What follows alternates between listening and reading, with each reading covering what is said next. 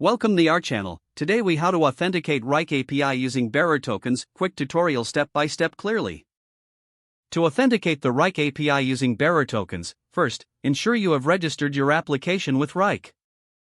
Next, navigate to the Wrike developer portal to obtain your client ID and client secret.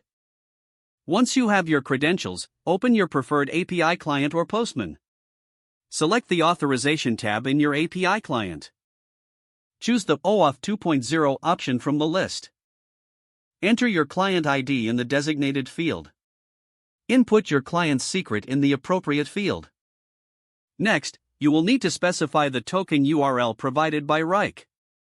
This URL typically looks like https://www.wrike.com/api/v4/token . Select the grant type as client credentials if that's your method of choice. After entering the required information, click on the Get Token button.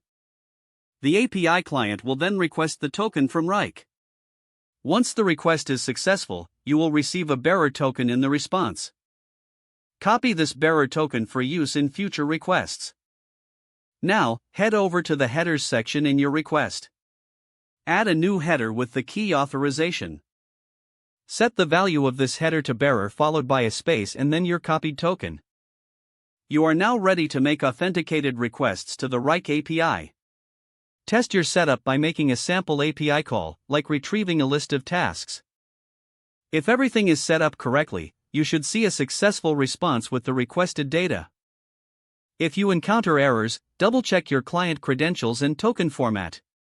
By following these steps, you can effectively authenticate the Wrike API using bearer tokens. If the page does not load, refresh the browser or try again in a private or incognito window.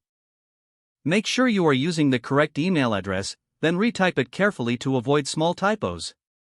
If your password is not accepted, use the reset option and create a new strong password you can remember. Check your spam folder for verification or security emails, then complete any requested confirmation steps. Enable two-factor authentication if available to improve account security and reduce unauthorized access risk. After signing in, review your profile details so your contact information and settings are accurate and current. Don't forget to like this video and subscribe to our channel for more step-by-step tech guides.